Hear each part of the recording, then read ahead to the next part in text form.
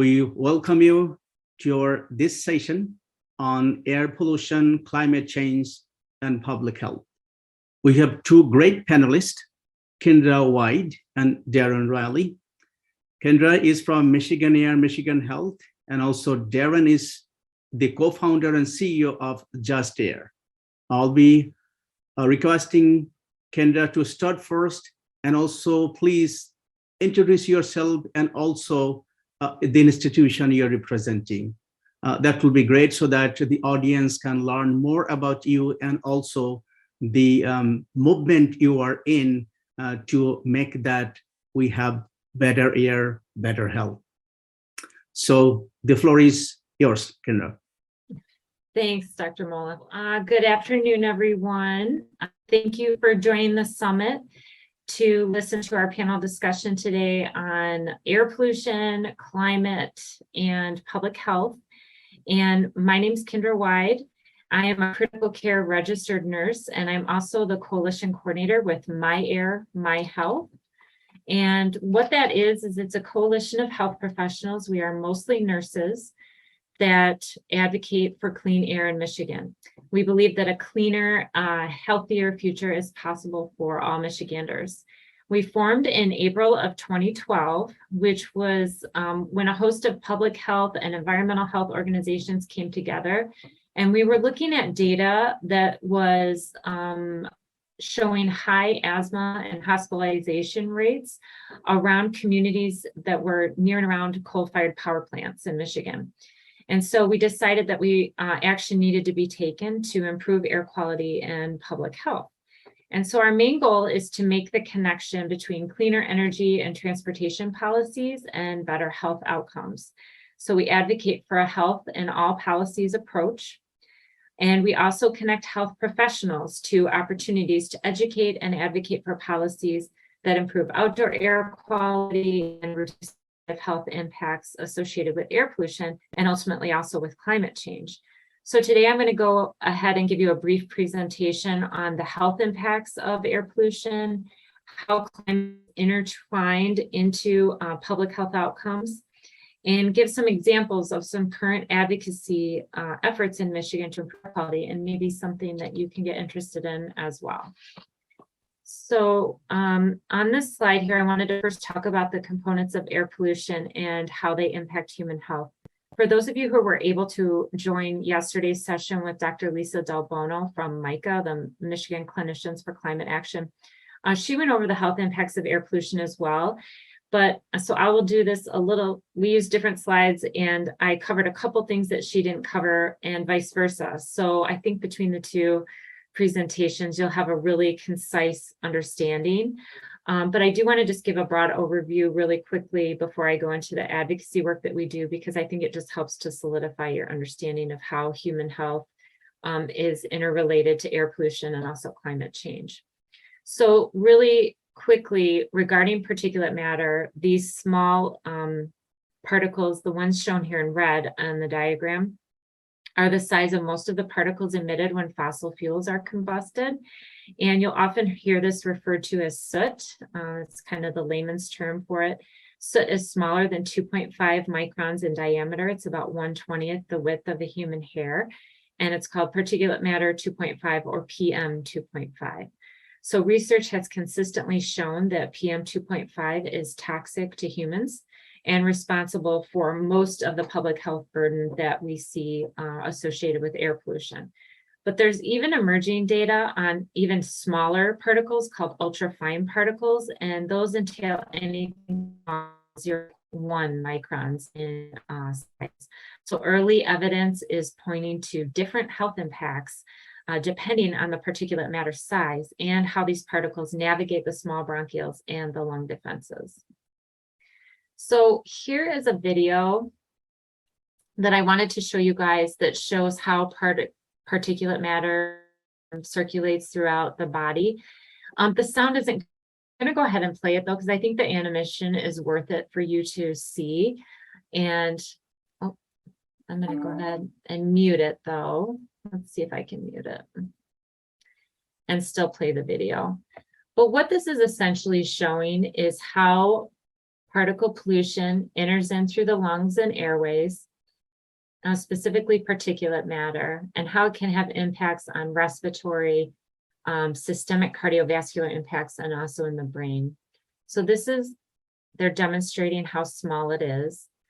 And because it's so small, it can pass into the bloodstream during oxygenation and get circulated throughout the body. And these are some of the components of particle pollution, and they're all related to carcinogens or have been shown to be carcinogenic. So you can see how it causes inflammation as it travels through the coronary arteries and through the vasculature, and then also causes inflammation, can cause hypertension, can also be leading to stroke. It's also correlated with cardiovascular disease, myocardial infarction, and contributing to heart attacks. And I'll go through all of each of these health outcomes, but I think the visualization of it is helpful. I'll also provide the link so that you can watch this in your own spare time, because I do think it's worthwhile for you to see it and actually hear the audio that accompanies it. So particulate matter and PM 2.5 is not the only air pollutant that we're concerned about regarding health impacts when fossil fuels are combusted. There's also other byproducts that we're concerned about from a health perspective, and those include some of the components that go on to create ground level ozone. And so all of you have probably heard of air action days or ozone action days. We have those somewhat regularly in the summer here in Michigan. On average, we have probably between 6 to 10 ozone action days a year. These are days, ground level ozone is created through this chemical reaction between volatile organic compounds, nitrogen oxides, that's triggered by sunshine. So these ozone action days are typically only in the summer. When ozone forms at the ground level and is inhaled, it's very toxic to the lung. It triggers inflammation, and it's a trigger for asthma attacks and other respiratory and cardiovascular conditions. So on air action days, we rely on air monitors to let us know what ozone levels are and to give us a warning to sensitive populations that they need to be mindful of the amount of time that they're spending outside on these days, because they're actually exposing themselves to a potential trigger for negative health outcomes such as an asthma attack. And so this is a graphic from the 2020 American Lung Association report. It's called the report is called The Road to Clean Air. But what I like about this graphic is that it highlights the main public health benefits of widespread electrification of the transportation sector by 2050, but it concisely highlights all the health impacts of ozone pollution and particle pollution, both of which have been widely researched and they're responsible to most of the public health burdens associated with air pollution. So it makes sense that the impacts on the upper respiratory and respiratory systems related to exposure to air pollution, just simply by the nature of the way that it enters into the body. So for persons with asthma, air pollution can trigger inflammation, mucus production, and constriction of the airways. And that often elicits that asthma attack that we're used to describing, which is an exacerbation of a chronic condition. For patients with COPD, and this is often the patients that I see in my role as a nurse, I'm a critical care nurse in a medical ICU. I'll often see an exacerbation of their condition. People who have lifelong COPD from some other cause, say they were a smoker, can be functioning just fine, and then on a very high heat day have an exacerbation, an acute stress response to it could be an allergen, it could be air pollution, or it could just be extreme heat or humidity, and that can cause their chronic condition to go into an acute state where they need extra support and end up being admitted to the hospital, and sometimes on a ventilator in my ICU where I work. So lung cancer is also linked to air pollution exposure, as well as chronic laryngitis and acute and chronic bronchitis. The World Health Organization recently reported on research findings estimating the amount of deaths from lung cancer, stroke, and heart disease that can be attributed to air pollution. And as you can see, this is a significant amount. You can see it's almost about a third of the deaths they can attribute to air pollution exposure.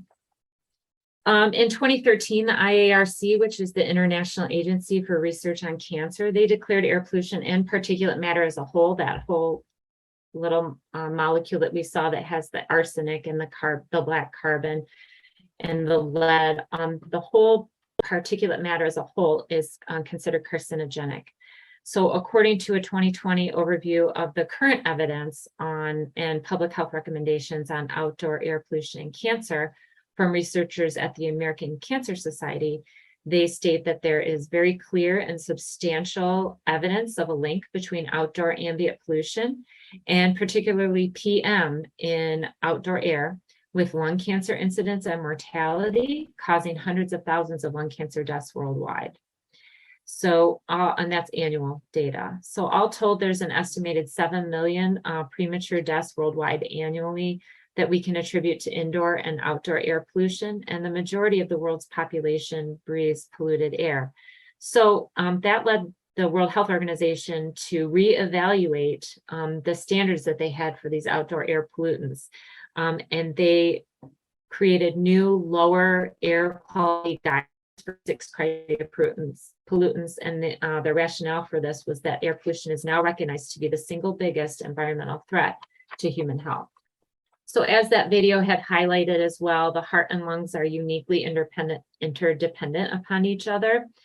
And anything impacting the lungs also impacts the heart and vice versa. And research has shown that air pollution can trigger heart attacks, arrhythmias, congestive heart failure, or exacerbations of congestive heart failure. And these processes are all linked to the systemic vascular inflammation that we highlighted in that video. So there's also growing body of evidence linking cognitive deficits and impairment related to exposure to air pollution. And this is newer research. There's already been a clear demonstration of a link between exposure to air pollution and stroke, but there's also emerging data on exposure to air pollution and its association with autism. That would be the mother's prenatal exposure to air pollution and then the child's outcome of autism. There's also links to dementia and behavioral changes, such as influxes in aggression and crime during poor air quality days. And this research is in its earlier stages, but it's definitely interesting and pathophysiologically understandable given what we know about inflammation and the displacement of oxygen to essential parts of the brain. This is not all a conclusive list regarding the health impacts of air pollution and exposure to air pollution. There's also significant research linking prenatal exposure to air pollution and preterm birth and low-term birth weights, and then also increased risk for death from SARS-CoV-2 infection in persons with long-term exposure to air pollution, and also increased risk of developing type 2 diabetes related to that inflammatory response. So you saw this slide with Dr. Del Bono's presentation as well, but it's what I really would like to relay to you and what's important to understand about the combustion of fossil fuels is that it's harmful to human health on 2 fronts. Not only does it create air pollution that's directly breathed in and triggers asthma attacks and the other health burdens that I just described, but it also emits greenhouse gases that contribute to climate change, which then impact human health and have negative impacts of their own. So this slide demonstrates, I think quite well, the most significant climate change impacts that we see, their effect on exposures, and the subsequent health outcomes that can result from these changes in exposures. So I want you to take a minute, because certainly not all of these are applicable to Michigan, but I'd like you to think about what health impacts we're already seeing in Michigan as a result of climate change. And next, I want to talk to you about the initiatives that we advocate for, so you can kind of understand what sorts of policies that we actually educate and use the health voice to try and get some movement and gain some ground on air pollution to improve air quality and to also combat climate change. To address the air pollution issue and climate emissions as a whole, we definitely need to take a look at the major sources and then also look at the policies that control those sources. So here's a breakdown of greenhouse gases as reported by the EPA in 2020. And the transportation sector is not only the leading contributor to climate emissions, but it's also the leading source of harmful air pollution. And it's a key area in which we direct our advocacy. So what are some ways that we can work to decrease transportation emissions? So what we try to do is advocate and educate about policies that look to clean up emissions. So some examples of those are fuel switching, alternative fuels, improving fuel efficiency or economy standards, improving operating practices, and reducing actual miles traveled. So as an example of fuel switching or alternative fuels, we're part of an electric bus advocacy group called It's Electric. And we work together on, let me back up just to the first one, the idle reduction. So we work on improving operating practices as part of our idle reduction work group. So we work on idle reduction. It's a coalition that tries to decrease emissions in Southeast Michigan. And it's a community-based monitors that we're trying to use at schools to implement an idle reduction. We're trying to get the buses to stop idling, and we want to take air quality data before and after the intervention is actually underway. So this helps to educate about the health impacts of diesel emissions, which are most of the buses are diesel, and how that can impact the air quality for kids while they're waiting in line to get on and off the buses. And so we partner with that group, the idle reduction group, and we also work with our It's Electric school group, which we're trying to advocate for electric school buses in Michigan. And we work on both of these issues together because by decreasing idling emissions, hopefully we're creating a stepping stone and helping the school district to understand that by decreasing emissions, it's good for public health, it's good for student health, and then also trying to get them to transition to completely zero emission vehicles so that they can understand that if they transition, we can eliminate that exposure for kids. And these two areas are very interrelated, and they kind of are a continuum of work of trying to improve air quality at the school level. And Darren, who's going to talk next, is a big part of getting more community-based monitors at schools, at churches, and more non-regulatory monitors throughout Michigan. So a little bit more about the electric school bus. That's kind of the hot topic right now, and the one thing that we've been advocating for quite. If anyone's been watching the news, there was a huge amount of money that was passed towards electrifying school buses with the bipartisan infrastructure law. And we've been trying to get the word out to school districts so that they can participate and take advantage of this rebate program. So each day in Michigan, almost 600,000 school children hop on the bus and travel an average of 40 minutes a day. So unfortunately, most of them, over 95% of buses are diesel. And so diesel emissions are a highly toxic soup of 40 known carcinogens. The fumes are known to be associated with irritation of the upper respiratory tract. They also irritate the respiratory system. They cause headaches, nausea, poor concentration, and cognitive performance, and behavioral problems. So these are all contribute to making it difficult for children to learn once they get to school. Diesel exhaust is a known trigger for asthma, and that is a leading cause of school absenteeism, asthma attacks.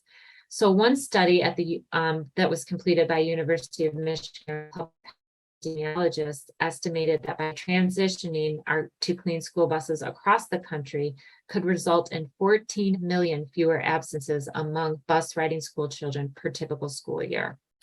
So I think we can all agree that there's no need for our children, much less our drivers or our school bus mechanics, to be exposed to diesel emissions any longer, and that our children deserve a clean commute to school.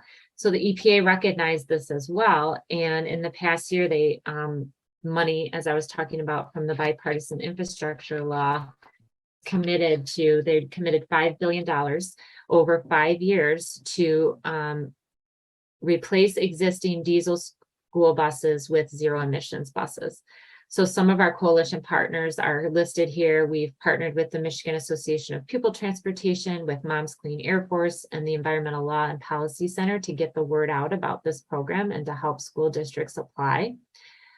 We also work with other health and air quality advocates, school nurses, and clean mobility advocates to help spread the word so that they understand the health impacts of diesel air pollution and understand how electrifying our school buses will help to improve the air quality for our kids and our drivers and our community, and will help decrease climate emissions as well.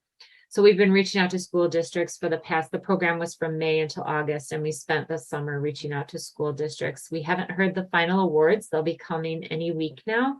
Probably in the next week or two, we'll learn what school districts in Michigan were awarded the rebate. So it's really exciting. So pay attention to the news. You'll probably hear about electric school buses coming to your town. Actually, Michigan, I'll brag a little bit. Michigan is leading the Midwest in school bus electrification. We have 17 electric school buses on the road. Thanks, dude. I'm glad you're excited too, because it's not a huge brag when you think about states like California and New York have hundreds of electric school buses. But you know what? I think it's great that Michigan's leading the Midwest in this initiative. And we've been a great resource for other states in the Midwest to kind of help them get acclimated to the idea of transitioning to electric school buses. Continue that work. But that kind of segues into the work that we also have to do, and I'll make sure I'm staying on time here. As we transition to cleaner electric vehicles, we also need to make sure that our grid is clean as well. So when I first started with Meyer My Health, our main goal was to get coal offline. And that is one of the dirtiest forms of energy production. And there has already, in the time that I've been with Meyer My Health since 2015, there's already been this huge shift among our energy monopolies to improve their emissions and their carbon footprints. And much of this was a result of public pressure and advocacy around the health impacts, around the climate impacts, and around the environmental impacts that were highlighted during what we call an IRP process. And I'll explain that in a minute. But this is a relatively new process that was just put into statute in 2016. And the first IRP was submitted by DTE, which is our Southeast Michigan energy provider, in 2019. So what an IRP is, and this is extremely technically wonky, but I'll try to explain it really quickly. It's an integrated resource plan, and it's part of our state level regulatory process, requiring our public utilities to submit projections for how they plan to provide reliable and safe energy to their customers. And they're usually submitted every 5 years. And these plans are open to public comment. And so there's a period where the utility submits their plan, and then people like myself or people like you, if I get you excited and fired up enough about it, can go ahead and submit public comments telling them that, hey, you're not using enough renewable energy, or hey, you're not paying enough attention to the public health impacts of the emissions, or you're not taking coal offline quick enough, or you're replacing your coal with too much natural gas. And so this is an opportunity for us to insert the health voice into policy. And so here's where we definitely push timelines for coal retirements. We also advocate for more cleaner and renewable energy to be used. So that's how we're trying to improve the grid and make it cleaner. So we rely on our utilities and our regulatory bodies to report emissions data and make this information public knowledge. However, there are major gaps in the regulatory process that I'm sure Darren will highlight. And relying on utilities to report their own emissions data opens opportunities to mistrust. And so because of this, and because of grassroots action, we are seeing a rise in the number of community-based monitors being placed in neighborhoods to help gather and collect more data in the fight for clean air.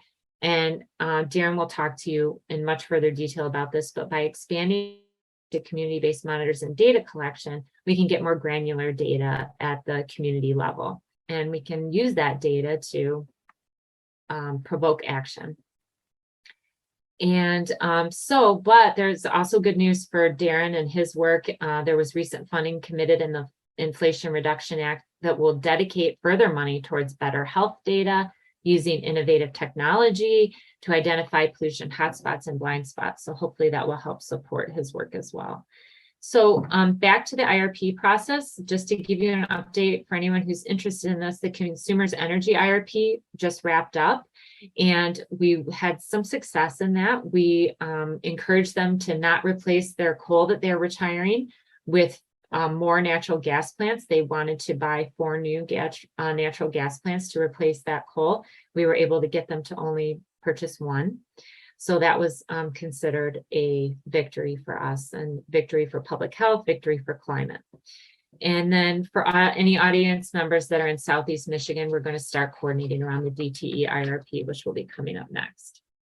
And then I'll just briefly talk about a couple other initiatives in Michigan. If you're interested, there's other ways that you can act are to decrease barriers to clean and renewable energy. And there's a couple bills that are here that you can take a look at in your spare time. One, we are not allowed to have community solar gardens in Michigan, and we think that community solar is great. It expands clean and renewable energy, and that's good for air quality and good for public health. And then we also have a cap on the amount of generation that people can have on their own rooftops. It's limited at 1%, and we want to lift that cap because why would you want to limit the amount of energy that's clean and renewable that people can produce on their own? So that's just a brief description of those bills. But so those are some examples of some of the advocacy efforts that you can get involved in and insert the health voice into.